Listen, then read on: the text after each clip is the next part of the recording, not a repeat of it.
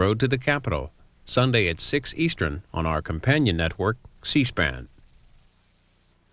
We continue with our Campaign 98 coverage with the debate between the candidates for Kansas governor. Sunday, the Democratic and Republican candidates squared off in this hour-long debate from Kansas City.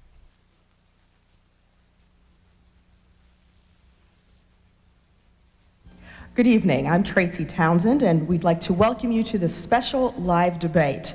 This will feature candidates running for governor in the state of Kansas.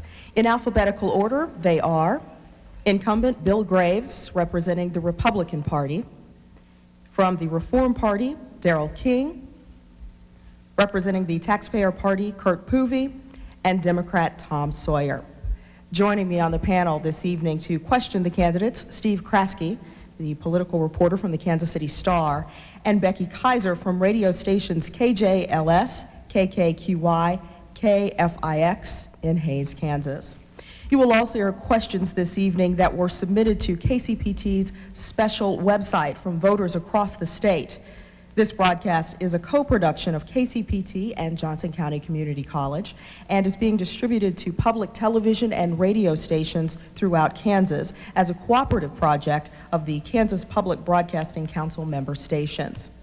Just a few moments ago, candidates drew straws to determine their speaking order, and before those questions begin, we will have opening remarks from each candidate, and we will begin tonight with candidate A, Bill Graves. Tracy, thank you very much. Thanks for the folks who braved the storm to join us tonight. It's been a great honor for me to have the pleasure of serving not only as governor for the last 4 years, but the 8 years prior to that as the Secretary of State of Kansas. Linda and I, and now Katie, are thoroughly enjoying our service to the people of the state, and we obviously hope to continue and would ask for your support. We've worked very hard in the first 4 years working to control the size of state government, but trying not to do so in a manner that impedes the delivery of critical public services to the people of our state. We've worked very diligently on cutting taxes, but we've tried to do so in a manner that's fair and provides everyone with some benefit of the great economic stability that we've had in our state. And probably the thing that I'm most proud of is that I've worked hard to surround myself with good people, and they truly do make a difference, most notably my Lieutenant Governor Gary Scheer, who also serves as the Secretary of Commerce and Housing. In the future, we are very committed to the public education system and believe in its adequate funding, very committed to the restructuring of higher education governance in our state, working very diligently to add to our already 53% reduction of property taxes on vehicles, and working on transportation infrastructure.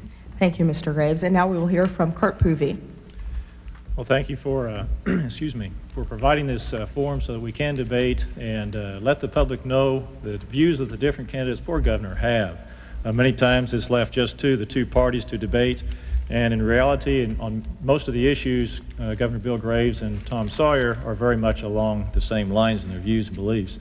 I believe government primary duty is to protect life, and that's to protect life not only of the elderly and the handicapped and the disadvantaged, but also the unborn.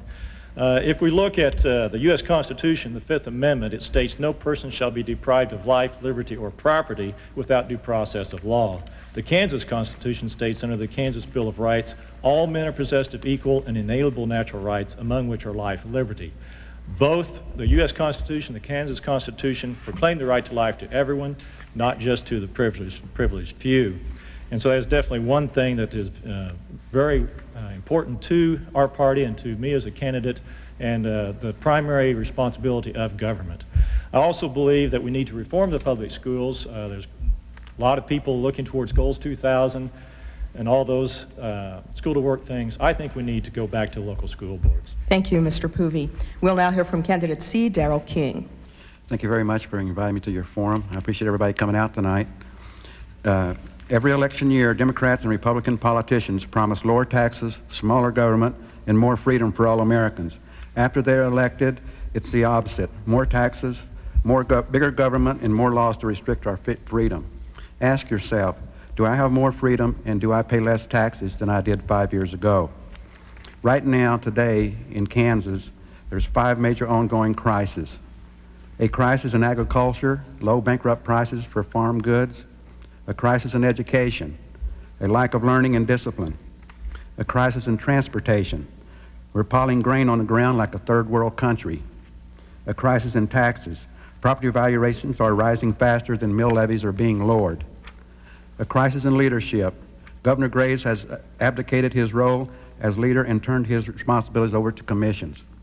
I don't have a glib tongue and a half dozen speechwriters and a debate coach, but I'm honest with good common sense, and I'll address the ills of Kansas. Thank you. We will now move to our first question for the evening. Oh, I'm sorry, we would like to get candidate Sawyer. I apologize. It's okay. It's certainly a pleasure to be here tonight. I'd like to thank the sponsors and all of you who are listening and watching tonight. I'm running for governor because I'm optimistic about the future of Kansas. I believe we have an opportunity to improve the quality of life for all Kansans. In order to do that, we need a leader who's willing to offer bold new ideas to move the state forward. I want to make the state better for all of us. I want to pass a STAR scholarship program that would make it easier for working families to send their kids to college. I want to provide real tax relief that families will really feel. Growing up in a family of 7, my parents had to work hard to make ends meet. I support the elimination of the sales tax on food. That's the single tax cut that would benefit every Kansan. Struggling working families and senior citizens would benefit the most. Kansas deserves a governor who will work hard and will take advantage of this national prosperity to improve the quality of life for all Kansans. Today, I will offer some good common sense ideas that will expand opportunity, promote fairness, and demand responsibility. I'm no stranger to hard work. I'm Tom Sawyer, and I want to be your governor. Thank you, Mr. Sawyer. Now we will move to our first question, and this evening it comes from Steve Kraske at the Kansas City Star, and the question goes to Kurt Poovey. Mr. Poovey, one of Tom Sawyer's chief proposals in this campaign is to reduce the size of classrooms, number of students to 17 in the lower grades. He points to studies that he says show that students perform better in a smaller classroom like that. What do you think of that idea, and is that the way for Kansas to go? Well, I think he's correct in that the smaller classrooms that students do provide get better education, and that many times they are going to show improvements. The real problem I have with Tom's suggestion is that the state government is going to dictate this. I don't think the state government has any business dictating this. If the local school boards want to do that, I think that's fine. That's up to them. That's their responsibility. We need to get away from federal control and state control and get back down to the local school boards and let them decide what's best for their own local students. Candidate C, Darrell King. As governor, excuse me, started on the wrong one.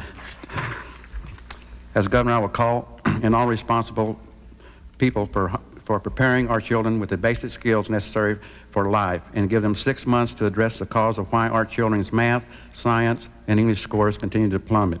I would demand a return to basics, a change from a social experiment back to an educational experience with discipline so teachers can teach. Who would I call in? State Board of Education, the regents, school administrators, and teachers' representatives. If necessary, I call on private schools and homeschoolers to teach Kansas how to teach. Thank you. Now we will hear from Tom Sawyer. Obviously, I think it's a good idea since it's my idea, but I believe the state of Kansas should set a goal that every child in Kansas leave the 3rd grade able to read, write, and do basic math skills at the 3rd grade level. If we could achieve that goal, those children's chance of succeeding in school and succeeding in life are very good. And one of the best ways to do that is to reduce class sizes in the early grades. That's why I proposed a plan that would give an incentive to local school districts to reduce class sizes. It's not a mandate. School districts would be given extra money to hire the additional teachers and build the extra classroom space it would take to reduce class sizes. So I think that's one of the most important things we can do to achieve that goal. The second thing, though, I would do is also start some very intensive adult mentoring programs where we have parents and grandparents volunteer their time to go into the public schools and help those kids that are falling behind so that kids can stay on the right track, so that our kids are learning in school, that they get the basics down, they learn how to read, write, do basic math skills. Okay. Mr. Graves. Smaller classes are certainly something that Kansans have attempted to accomplish over the years, and we have an average class size ranging between 8 in our smallest district to 32 in one of our schools in Wichita. The average is currently 17. I believe we should work towards empowering schools financially to be able to make their decisions about what size classes best works for them.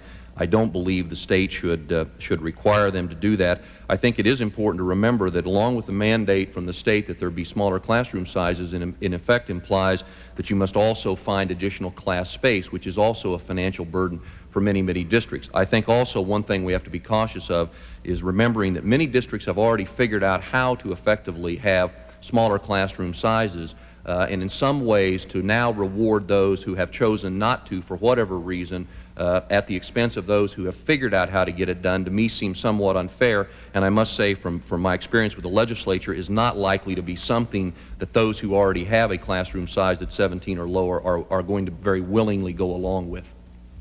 Okay.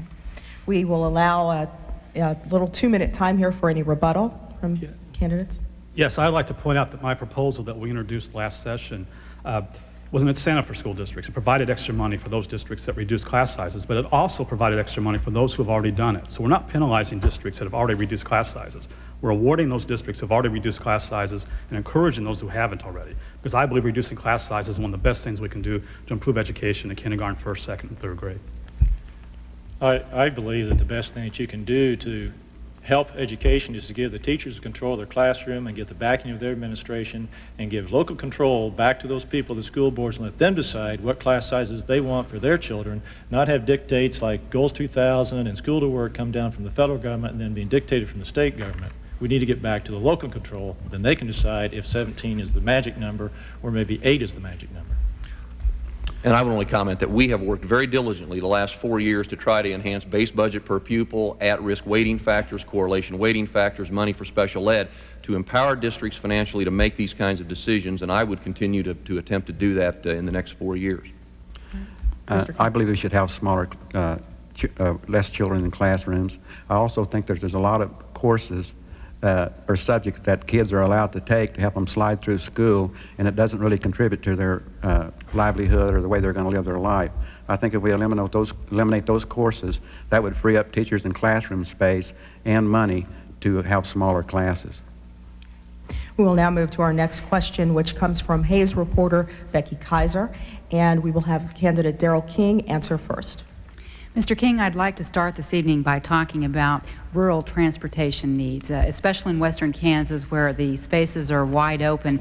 There has, of course, been some opportunity for communities and for citizens to comment about their needs throughout the state. But in the western part of the state, there is a real concern about the status of municipal airports as well as across the rest of Kansas, and also the condition of many of our roads and highways, which are much needed to get from town to town out there. If you're elected governor, what do you see as some of the biggest concerns for the transportation needs in the western half of the state, and how would that be financed? Well, Governor Graves has created this by promoting the railroad mergers that eliminated competition and responsibility for service. As governor, I will not allow greed and monopolies to return the transportation system to third world status. I will call railroad and grain cartels and demand prompt service to shippers or make them wish they had never laid track across Kansas. As governor, I'll pin a national spotlight on them. I'll also set up an 800 number line for in the governor's office so the farmers can call and report any problems. I would instruct the Department of Transportation to do a safety analysis of wrecks and death. This would be a basis for priority in highway construction rather than the past managed debacle of spending tens of millions of dollars to feather the Senate President Dick Bond's financial nest at NASCAR. Now we'll hear from Tom Sawyer. I strongly support a new transportation program, and it needs to be comprehensive. It needs to include rural airports as well as highways. It needs to include rail transportation. It needs to be a comprehensive plan. But I also think to get it passed, it's going to take leadership from the governor. We need a governor who's willing to be active to get it passed. The last highway plan was introduced in 1987, and it took till 1989 to get it passed. So we need a governor who's willing to work hard and get involved with the legislature to make it happen. And I intend to do that. If I'm elected governor, I will sit down with the legislative leadership right after the election and try to start hammering out a new highway plan that we can get passed during the next session. Thank you. Now we will hear from Bill Graves. Becky, as you know, we have had a task force that's had a number of very productive meetings, and I'm confident we're going to have a comprehensive plan. What is yet to be determined is the scope of the plan and how the funding will occur. We've obviously had a lot of success as a result of the 8-year comprehensive plan passed under Governor Hayden's leadership. I obviously want to continue the highway and bridge upgrades and replacement. Those are critically important. But I think in the rural area, one of the things we've heard a lot from is our seniors who depend upon grants and and federal or state subsidies to provide vans, ways for them to get to senior centers for health care services. And I think one of the things we heard a great deal from in our hearings around the state is that they would like to have that program enhanced, and I think that it will be. And relative to airports, the state of Kansas has done a very poor job of supplementing local units of government in their needs for resurfacing and upgrading airports. And for a very small amount of money in the whole context of billions of dollars of transportation money, for probably $30 or $40 million, we can do a great deal for our rural airports. Okay. Your thoughts, Mr. Poovey? Well, Governor Graves is right. He does have a task force out there running across the state. It's called Transportation 2000 Committee, and they are looking at what needs to be done to further improve our infrastructure and our highways. And I think that is important.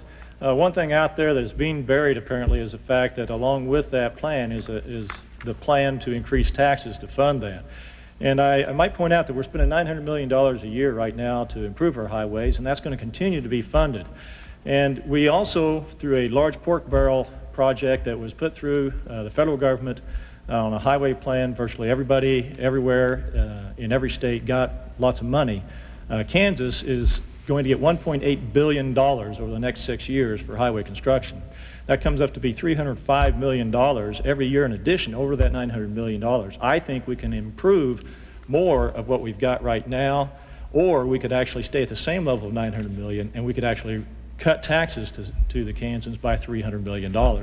So we definitely need to do it, especially out in Garden City, Dodge City areas where they've got much increased industry and the transportation is not as good as it needs to be. There are lots of areas that do need increased transportation have concerns for that. Thank you. And now, gentlemen, your opportunity for rebuttal. I don't feel we need to raise taxes for new roads. I think we need to quit resurfacing roads that don't need to be resurfaced. Another thing, if you'll sit and watch any highway project, most of the time you have 5 people working and 5 people standing and watching.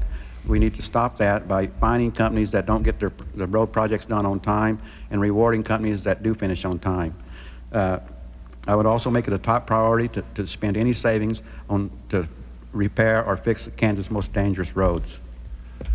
I would only add that the fact that the federal government has, through the reauthorization of surface transportation, given us an additional $306 million a year for 6 years, I'd like to point out that if you can extrapolate that into an 8-year sum, which you would hope would be extended in years 7 and 8, that's $2.4 billion. My belief is that that federal money, in addition to state dollars that are available, will create a fairly substantial pool. Let's just say it's in the $3 billion range. I think until we do an assessment of our needs and we get a sense of what the Kansas legislature will bite off, it is premature to suggest we will or we won't raise taxes and what we may want to fund. I think we're going to have another $3 billion plus plan. I think we can afford it without a tax increase. I'd just like to point out that we keep talking about this federal dollars we're getting, the $306 million a year, but to use those we have to have matching state dollars. So we have to put in a substantial amount of state money just to use the federal dollars. So I think if we want to be honest with taxpayers, if we're talking about a very large, comprehensive highway plan that includes rural airports, that includes senior transportation, includes all these things, then odds are pretty good there'll be some type of tax increase. Now, my belief is that that'll be user-related tax increases like gas taxes and those kinds of things, but I do not believe, we can be very frank with voters, we can tell them they can have a very comprehensive plan. We can go across the state and get all these needs, and that there probably won't be a tax increase. I think that we need to be frank and honest with people. Short time, 10 seconds. I would say that we have to say, no, we're not going to go on a tax increase. We're going to do it with existing monies and the federal monies that are coming to us. It can be done. It should be done. All right. We will now move on to our next question, which comes from a visitor to the KCPT Democracy Project website. And the viewer asks, are tax cuts justified if they result in cuts or elimination of important programs? And the first candidate to answer this question will be Tom Sawyer. I think we need to provide a balance between tax cuts and programs. And I think it's important that we make if I'm governor, education will be our top priority. I think we need to set that goal that every child in Kansas, through the 3rd grade, be able to read, write, and do basic math skills. And I think we need to make sure we fund our schools. That ought to be the top priority. I don't believe that we should cut taxes if it means cutting education. I do believe, though, that tax cuts ought to be a priority, and they need to be fair tax cuts that are geared towards working families, real tax relief, like elimination of the sales tax on food. I mean, that's a tax cut that would benefit every single solitary Kansan. Further car tax cuts. Those are the kind of tax cuts we need when we do cut taxes. But we've got to make sure we have our priorities straight. We need to make sure that education is our top priority, that we work on ways to improve our schools first. And once we do those things, we can take a look at what money is available for tax cuts. Okay. Now we will hear from Bill Graves. Well, I think the Simple answer is no. Tax cuts can't be justified if they do result in cuts in basic programs. Fortunately, that hasn't been the case in Kansas. In fact, the base budget over the last 4 years has seen what I think is a responsible amount of growth, probably in the neighborhood of between 2% and 4% each year, keeping in mind that a great deal of the growth in the state budget has been attributable to our attempts to buy down the property tax, the uniform levy for schools. I think we pushed the envelope hard and far in the last session at $250 million. I think we're going to have to slow down a little bit and assess where we are as we move into the next legislative session. Clearly, education, we put about $120 million of new funding into it, in addition to the property tax relief money. We have a number of issues facing us now in terms of manpower in the areas of monitoring nursing homes, confined feeding operations, food processing, restaurants. There's all kinds of areas where Kansans like tax cuts and they like budgets that are responsible, but they also like to understand that they are getting a level of service that they have some comfort level with, that is responding to their needs, and I think we may have reached the point for that debate. We look now to Kurt Poovey. Well, I definitely would have to agree education is very important, but the thing that, you know, we talk about putting more money into education, and yet we're talking about state money and federal money because we have a crisis in education. Well, years ago, before the state and the federal governments got involved so heavily, when it was on the local level, we didn't have that crisis in education. We produced good students that were the tops in the world that did great. Maybe we should look and say, whoops, maybe we screwed up when we left the local level control. And I think we have to say, no, we don't have to cut essential funds and still have money to cut taxes. There's plenty of room to cut taxes. We just need to look closely where those are. Many services that are provided by the state used to be done on the local level, and they many times are much better done at the local level, where local people know those concerns and the needs of those people there in their community and can better serve them there in their local communities than can the state or the federal government. And that's one thing we need to go back to, is more of the constitutional government that we used to have. Thank you. And now, Darrell King. Bill Graves and Tom Sawyer both claim they cut taxes. Well, that frog won't hop. They passed and signed the largest state budget in Kansas' 137-year history, over $8 billion. But the answer to your question is no, we don't have to cut important programs to lower taxes. As governor, I will cut the budget by 2% a year for the next 8 years. I will present a plan that will eliminate all property tax. I will do this without cutting any important programs. Thank you. And now you have an opportunity for rebuttal, a total of 2 minutes. I would only say again, I think that in my experience in state government, both as the Secretary of State as the governor, you see the pendulum sort of swing back and forth. And I believe that right now the legislature is looking at a number of programs, and we're asking ourselves, are we providing an adequate amount of funding, whether it's for personnel, for data processing programs, whatever it might be. Obviously, there's an oversight responsibility to our actions in the administrative branch, but I think right now there are a number of areas where we're going to look hard and see if we haven't pushed the envelope too far in restricting state services to our citizens. Anyone else? Yeah, right now we are in a period of national prosperity, and we need to take advantage of that. And one of the things this allows us to do, we have a record budget surplus last year, and that allows us to cut taxes as well as fund programs. I believe one of the missed opportunities of the last session was eliminating the sales tax on food. As the governor mentioned, we cut taxes $250 million last session, and that grows to $330 million a year each year thereafter. For $213 million, we could have totally eliminated the sales tax on food. Now that's a tax cut that would have benefited every single solitary Kansan. We all eat, and particularly would have benefited struggling working families and senior citizens the most. And those are the kind of tax cuts we need. I think we can look to other areas. You know, I remember when they came up with the welfare program, changing it, and they says, oh my gosh, we're going to have these people are going to be in such terrible straits because the government's not funding all these people in welfare. I just read a story just the other day which said that these people have worked, they've found jobs, and what they've found is that they're actually making more on an hourly rate than what they expected that they're going to make. And so we have to realize that there is potential to reduce what the state is spending money on and put it back to a local level and give the power back to the people so the people can determine what's best needed in their communities and what works best for those people there. Quit spending so much state money on bureaucratic stuff and turn it back to the local communities where they can work better with the local people. We have about 30 seconds left in the rebuttal period.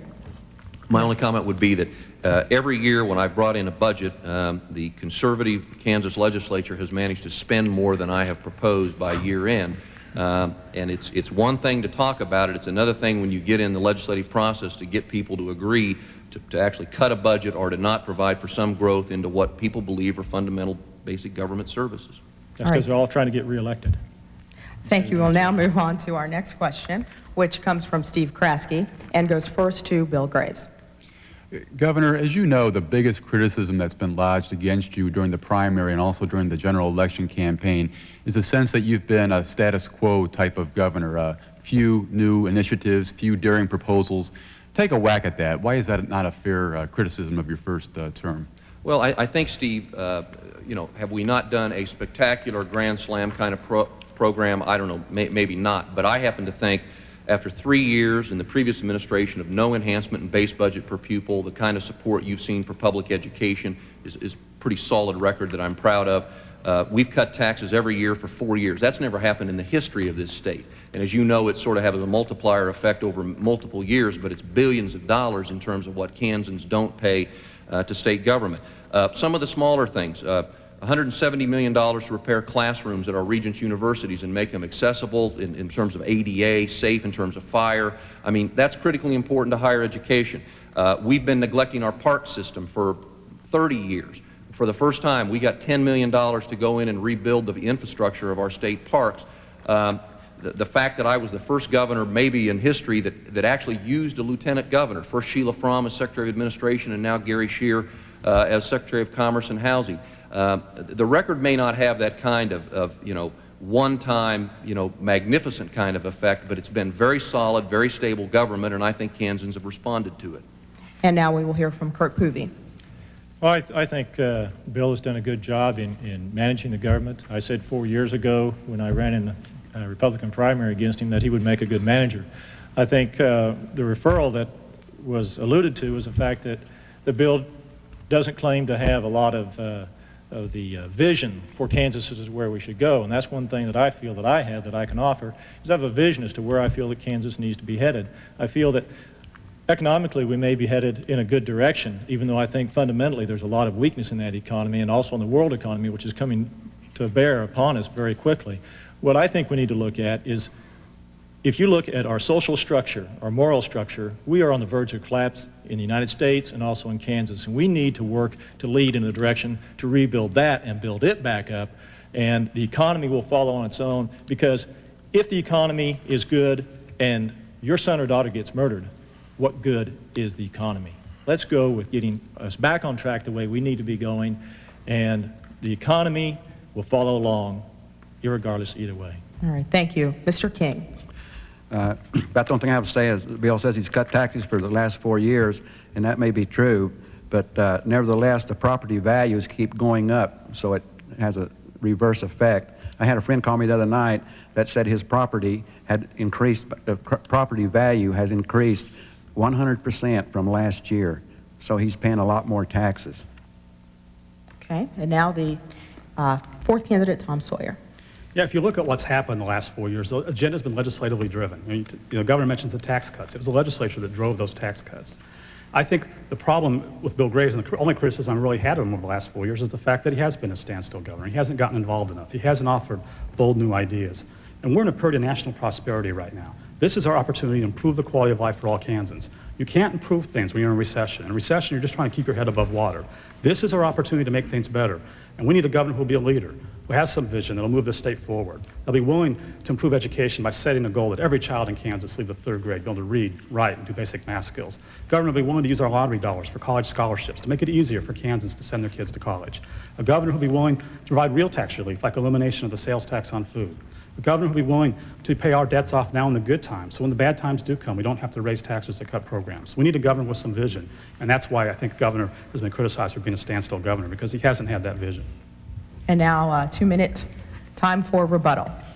Well, obviously, since it's 3-on-1 here, you know, I'd only encourage people that take this charge very seriously to go read the 4 State of the States that we've presented and see what we've asked for in those State of the State messages and what's been accomplished.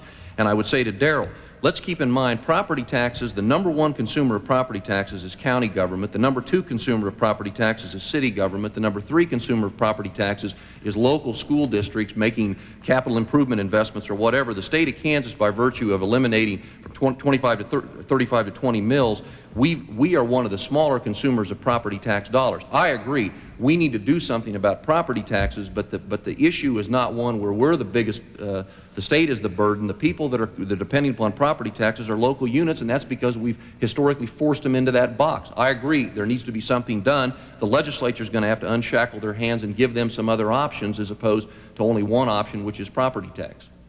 Anyone else? Mr. King? It makes no difference where it comes from, Governor. It's all taxes. Well, yeah, I'd like to say, you know, But it supports basic fundamental government services at the local level. You've got to pay for them somehow. I'd like to say, you know, I had the opportunity the last 4 years to work with the governor, and a lot of things he talks about, we worked well together to get those things done. I just think we have a really golden opportunity right now because we are in this period of national prosperity. We have this large budget surplus, and we could be doing so much more if we had a governor who had some vision and set some major goals like improving our schools and making it easier for families to send their kids to college. And I think that's what we're lacking right now. I want to point out, I'm not against Bill. Like I said, I think he's doing a good job managing, but I think it's the lack of the vision of directing in the ways that I see that we really need to go in the social areas. And I keep hearing from Tom and Bill, this is what we can do, that the government can do, either the governor or the state legislature. I keep hearing state legislature, governor, this is what I'm going to do for Kansans, this is what I'm going to do. Why don't we give the power back to the people, back to the Kansans themselves, and let them do for themselves? That's the way it used to be before government came in and became so big and wanted to do everything for us. Let's quit saying, government, what are you going to do for me? And let's say, this is what I can do to help us. Okay. Well, now we have to go to our next question, which comes from Becky Kaiser, and Kurt Poovey will answer first. Mr. Poovey, we've been talking about the relative healthy economy, but in western Kansas, real concern about the low commodity prices. Also, as you probably are aware, a very acute shortage of storage space. We've been fortunate that we've had very large wheat harvests and an anticipated large milo harvest as well, but elevators are full, it's been dumped on the ground, there's no place for the incoming milo. What can the state do to help the sagging prices of the commodities, and is there a solution to the lack of storage space? Well, I might point out that I live on 160 acres and I have a little over 100 acres of tillable land, so I know a little bit about that. We just sold some soybeans when they went to the elevator because there was no way to do it other than sell them immediately. There is no storage available. There's milo, there's no storage. You got to sell it then or a little bit later on the contract. Why is that happening? What's happening? Well, we've had record crops, but also because of NAFTA and GATT and these other great federal programs, we have Canada coming in and they are dumping grain in the United States. It's depressing our prices, and our farmers are hurting because of that. Also the cattle. You know, they're dumping cattle in here. As a state, we're really restricted by what we can do on a national level, a federal level out with nations. That's actually the federal government's responsibility if we look at what the Constitution says. But what we need to do as a governor, we need to get with other governors of those states, Nebraska, South Dakota, North Dakota, and other ones, and go to the federal government and say, this is what we need to do to stop this problem, get rid out of NAFTA and GATT. And now we will hear from Mr. King. As governor, I declare a statewide disaster and use my office to direct a remedy for this horrendous economic E. coli that threatens the future food security of this nation. Why does everyone involved with food make money except the farmer? Food monopolies must go. I will draw the national spotlight of shame on meat and grain cartels' economic rape of our family farmers and producers. I will take the leadership role in promoting 90% of parity legislation similar to that Congress enacted back in 1941 to 1952. I will expose this insanity of importing beef, pork, and grain into the United States and issue an executive order banning these foreign products into Kansas. Remember that less than 1% of imported food is inspected. Why penalize American producers with unfair standards? We need to support family farms because it's the only system that will ensure we have the economy, ecological, and social structure that can meet the future food and fiber needs of the planet and provide a quality of life that we all expect and we all deserve. Thank you. And now we will hear from Tom Sawyer. I think we need to be more aggressive in marketing our products. I think we need a governor who will be aggressive in marketing our products abroad. I think we need to work with our congressional delegation to improve the Freedom to Farm Act, to keep the parts that are good, like the flexibility that allows farmers to grow the crops that are most profitable to them, but provide a safety net so when crop prices drop, they don't go out of business. In terms of the grain storage problem, I think in the short run, we can use ground storage. But in the long run, we need to provide some incentives that will increase the amount of grain storage available. We can buy down the property taxes on elevators and railroad machinery and equipment with income tax credits. We can give income tax credits to farmers who invest in grain bins.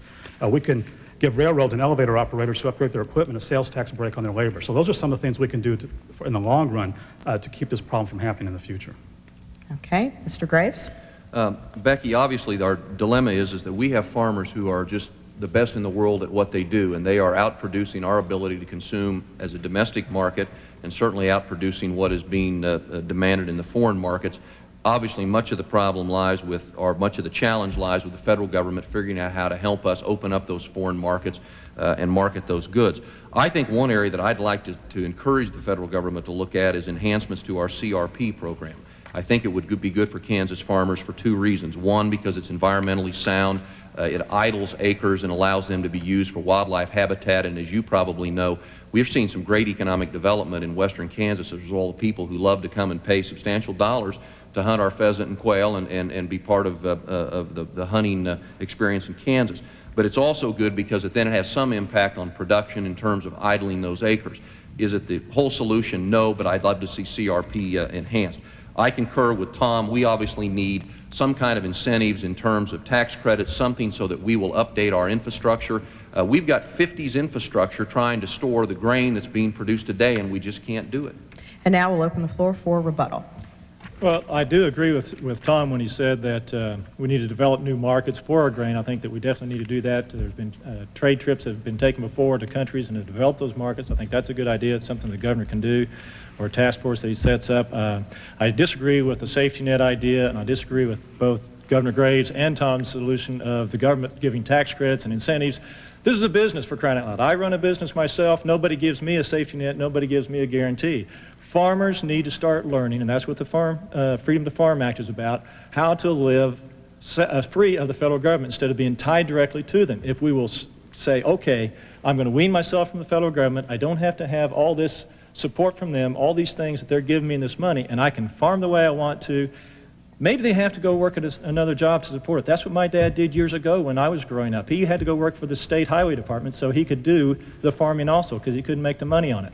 But the thing is that's better than going and saying, federal government, save me, be my savior. Let's be our own people. Let's do our own work and quit relying upon the federal government and the state governments for everything. Okay, what else? Mr. King? Thank you. I would ask Tom Sawyer who's going to buy all of our grain and beef and stuff that we produce. Every time we sell some to a foreign country, we have to loan them the money to buy it, and then they don't repay the loan, and the American taxpayer winds up paying for it. And as far as our farmers being good farmers, we do have good farmers and ranchers here in Kansas, but they didn't produce a surplus. We import about 18% of beef, pork, and grain into the state of Kansas. Importing beef, that stuff into Kansas is what's creating a surplus. The farmers didn't do it. Our government done it to us with NAFTA. Okay. Anyone else? Short time left. I would only point out that we just had an announcement in the last 24 hours or so of the Taiwanese who bought for cash millions of bushels of hard red winter wheat. They've been one of our great trading partners for many years, and it's not being paid for with loaned U.S. dollars. I'd like to say that didn't the IMF just loan them about $40 or $50 billion just about less than a year ago? Yeah. Okay. I'd just like to point out that our farmers are at a competitive disadvantage. You know, they're competing with foreign farmers where the European farmers are heavily subsidized. And our farmers also, there are thousands of farmers out there, and the people who buy their products are few. There's a few number of people buying their products. So they're not in a competitive, it's not a level playing field in terms of competition. So I think it's up to us to make sure that farmers can stay in business. And I think it benefits the entire people of Kansas that our family farmers stay in business. And I think we ought to do what we can to help our family farmers. We need to move now to our next question, which comes from the KCPT website. The question is, should tax breaks and other financial incentives be used to lure new businesses to Kansas? Darrell King has the first answer. Thank you. I think it's funny that, you know, when we're going to give a mother money, or it has children money, welfare money or whatever, we call it welfare, and then we give farmers money, we call it a subsidy, and then we give all these big companies money to come into Kansas, or they call it economical development. So I don't think we should offer them tax incentives. I think we ought to educate our people and train our people so we have a good workforce here in Kansas. We lower our tax base where they don't have to pay a huge amount of taxes, and I think the business will come in. Okay. We go now to Tom Sawyer. Okay, I believe we do need to change the way we use our economic development dollars. I believe some incentives are probably good. We have to because other states are doing it. But I think the major focus of our economic development ought to be on a well-trained, well-educated workforce. And I'd like to change the way we use our lottery dollars. I'd like to see us use our lottery dollars for college scholarships and reward those students who work hard in high school so that every student in Kansas that gets a B average or better in high school can go tuition-free to any of our community colleges, voc-tech schools, or four-year institutions in Kansas and pay for it out of the lottery dollars. I call it the STARS Scholarship Program. STARS would cost $42 million a year. The lottery currently raises $60 million a year, so we could easily afford STARS and still have some money left over for other programs. STARS is based on a very successful program they've had in Georgia for 5 years. In Georgia, it's called the HOPE Scholarship Program. In Georgia, it works the same way. They use their lottery dollars for college scholarships, and it's been a big success there. It's been a big economic development tool for them. They've been able to recruit a lot of companies to come to Georgia because of their scholarship program. It's worked in Georgia. It can work in Kansas. I believe we ought to use our lottery dollars for the STARS Scholarship Program. Okay. Bill Graves, your answer. Obviously, the question is, should we provide those kinds of incentives, those kinds of subsidies for companies? And the answer is yes, of course. It is something we must do if we're to compete with the other 49 states in this country and surrounding countries. We've seen a tremendous success in Kansas over the last 12 years as a result of the focus of the Economic Development Initiatives Fund. As you probably know, we're experiencing the lowest unemployment in 30 years. As a result of this strong economy, we've been able to provide jobs for many Kansans who heretofore did not have a work experience. Our welfare rolls are down over 50%. I believe it's been one of the very wise moves that was made a dozen years ago by the Kansas legislature and the governor, Governor Carlin, Governor Hayden, and I believe very much that to the extent we have a debate on additional dollars above the $14 million we already put in for scholarships, that debate should come relative to the State General Fund and not robbing critical economic development dollars that have been the basis for this economic success we're enjoying. Kirk Poovey. Well, we're looking at ways to bring business into Kansas so that we can benefit from it. On August 31st, Governor Graves' Tax Review Committee met in Topeka and listened to a proposal by Bob Corkins of the Kansas Public Policy Institute to phase down the state's income tax and eventually eliminate it. Now, this is a bold proposal, but a wise one. And if you look, currently 9 states do not have any state income taxes. According to academic studies, these states without state income taxes are enjoying much faster economic growth than states like Kansas that have income taxes. Texas and Florida are 2 of these no income tax states, and it would appear that Kansas seems to be losing business from Wichita and other large metropolitan areas to those states.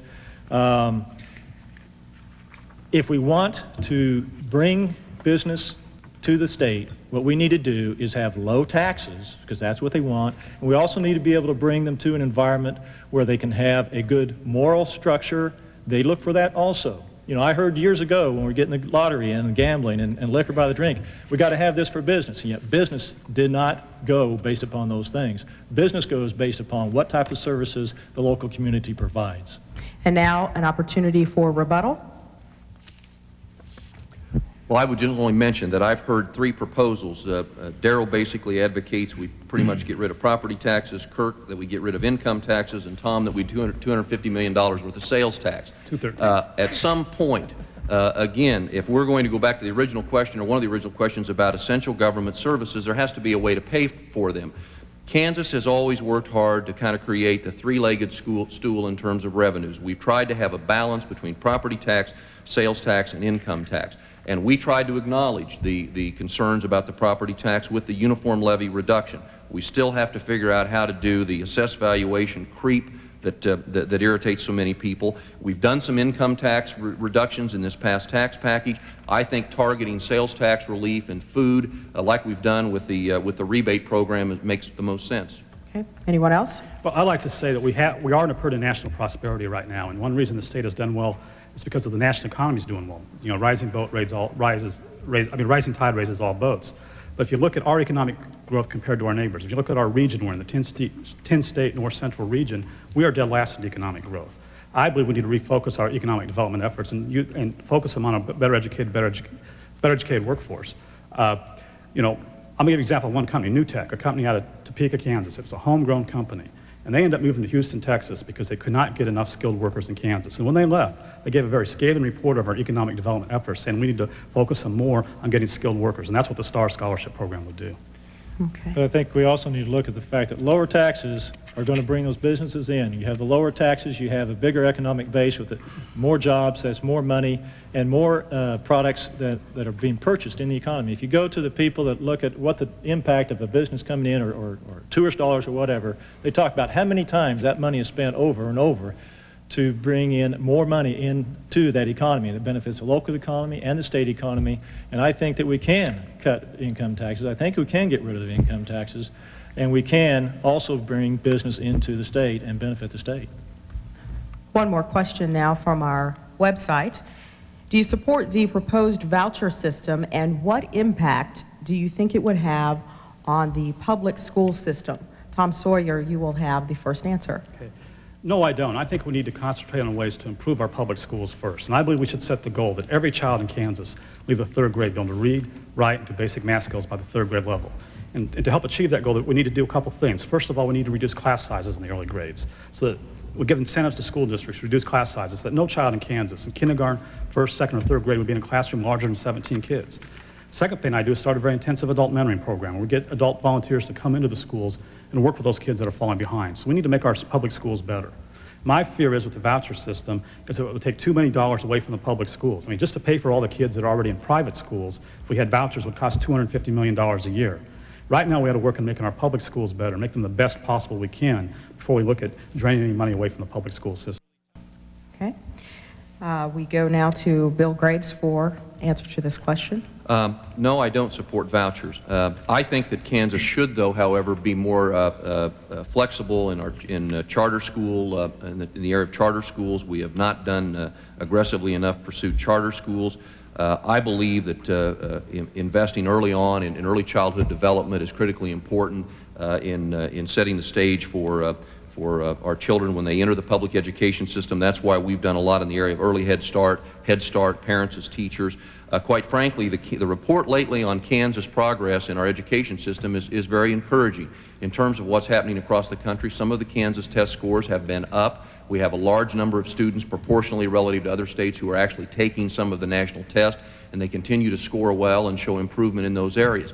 I think, quite frankly, at this point, what we're looking for is some strong sign from the State Board of Education that they can put their political differences behind them and effectively be an advocate for what's delivered in the classroom in public education. And I think if we can do that, we won't see a need for vouchers in our state. Your thoughts on vouchers, Mr. Poovey? I think that we ought to give the people the choice, as the way our present school system is set up, to decide which school they do want to go to. If you want to start off by not having the private schools involved because the $250 million it would cost to do that, that's fine. But let's let at least the public schools to start with, those parents decide where they want their students to go. Why not give them a choice? If they, that helps the poor out the most. The Democratic Party is supposed to be for the poor, and yet they are against vouchers. This is going to help the poorest people the most, to let them choose a school instead of the rich people saying, well, I'm going to send them to a private school. The poor don't have that choice. I think they ought to have a choice, especially in the public schools. It comes back down also to the local school is going to decide what's best for those students, and then the teachers have to, they're going to work to have a good school. The local school boards are to get those students coming in. I keep hearing Tom talk about third grade level. Let's have them be able to do this stuff. Why wait till the third grade? Years ago, they could do it in the first grade. Why have to wait until the third grade level? Let's get back to local control of schools, and I think we'll find that we don't have to have the voucher system. Okay, and now, Mr. King, your thoughts. I'm for working out a plan to make the public schools work better also, but I would support a test program using vouchers to see if we could do a better job that way. Somehow or another, we have got to figure out how to educate our kids better, and so I would support a test program as far as vouchers is concerned. Okay, thank you. And now we have a short period for rebuttal. I would only comment that vouchers is a subject every year in the Kansas legislature, and I don't believe it's gotten out of a committee hearing yet with a favorable vote. Okay, anyone else? I would say that they should give it a try, because in many states it has happened and it's worked quite well. There are, of course, unfortunately, strings attached when the state gives those or the federal government, and that's the reason private schools should be concerned about taking vouchers. But in the public school, give the people a choice. Let them decide which school's best, and let them I keep hearing let's have choice on when we come to abortion, but when it comes to vouchers, there's no choice. Why not choice there also? We currently have choice in the current system. We have some very good private schools. If people choose to send their kids there, they can. But we also need to have a very solid public school system that serves everybody. And we need to make sure our public schools are the best they can be. And that's why we need to set a goal that every child in Kansas get the basics down in kindergarten, first, second, and third grade, reduce class sizes, and make sure they learn the basics. And I think that's extremely important. I think it's our responsibility as a governor and as a government to make sure we have the best possible public schools. And we need to do that. And taking $250 million out of the system for vouchers would make that very difficult to do. I used to teach. My wife's a teacher. My sister's a teacher. My brother's a teacher. And I'm here to tell you that they're fearful, some of them, because of what they've heard about vouchers, but it doesn't have to be that way. In fact, now my brother is for vouchers, and my wife too, because it gives them a choice. I think we need to give them a choice. If you don't include private schools, it doesn't take $250 million out of it. Okay. And I support public school choice, by the way. So I have no problem with that. Okay. About 30 seconds. Anybody? No? Okay. Well, now we will move on to our closing remarks, and the candidates also drew straws to determine the order of these remarks. And first we will hear from Tom Sawyer. Thank you. I'm very hopeful about the future of Kansas. Kansas has a wealth of opportunity available if we only reach out and grasp it. We need to seize the moment. We need a governor who's willing to take advantage of this national prosperity to improve the quality of life for all Kansans. I offer the people of Kansas a vision that gives every Kansan the opportunity to live out their dreams and achieve their God-given potential. A vision in which every child in Kansas leaves the third grade, able to read, write, and do basic math skills. A vision where working families can send their kids to college. A vision where we have a simpler, fairer tax system, where most Kansans get real tax relief, like elimination of the sales tax on food. A vision where our Kansas environment is protected from these large out-of-state hog factories that are here today and gone tomorrow. A vision where doctors and patients make healthcare decisions again, and not insurance company bureaucrats. A vision where the state of Kansas pays its debts now in the good times, so when the bad times do come, we don't have to raise taxes or cut programs. I'm Tom Sawyer. I offer a vision for the future. I want to be your governor, and I'd appreciate your vote on November 3rd. And now we will hear from Kirk Poovey. I think that we need to return to a constitutional government not only on the federal level but also on the state level. This is very important that we do this because right now we're not operating that way and it's causing severe problems. If we return to a constitutional government, we can have lower taxes, we can get rid of the IRS, we can do so many of these things on our own that I hear all the other candidates talking about. Life, liberty, family, and property are best protected when local government is the primary governmental body that affects the individual, and the federal government is the least likely to affect the individual. By the way, that pretty much excludes the United Nations.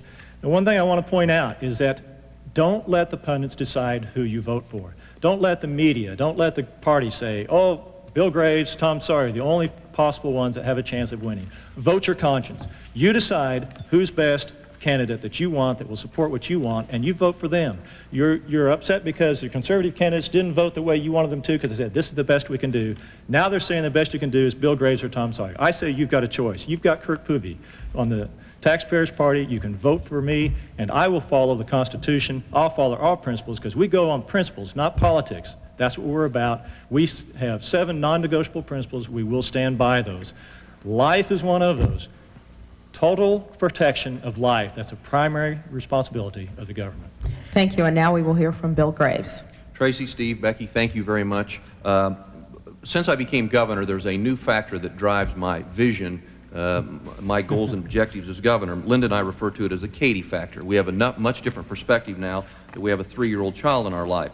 I believe very passionately in making sure we have adequate health care for children. That's why we've put the new health care initiative in place for uninsured Kansas children. We need to make sure that system works and reach out to families seeking to take advantage of that. We need to do our best to encourage daycare opportunities for parents so they can work and break the cycle of welfare. We need to do more in the area of early childhood development. We've made some starts with early Head Start, parents as teachers, but we can do more. Public safety in the area of immunizations, child safety seats, those areas are critically important to me, anchored by a strong public education system. As I said at the outset, I'm firmly committed to our public education system and its funding. I want to work to eliminate the property taxes on automobiles. I am committed to ushering in a new transportation infrastructure program for the next century, and I'm very committed to make sure we put once and for all the issue of reforming higher education behind us in this state. I would appreciate your support in November. Thank you. Thank you. And now we will hear from Darrell King. Thank you.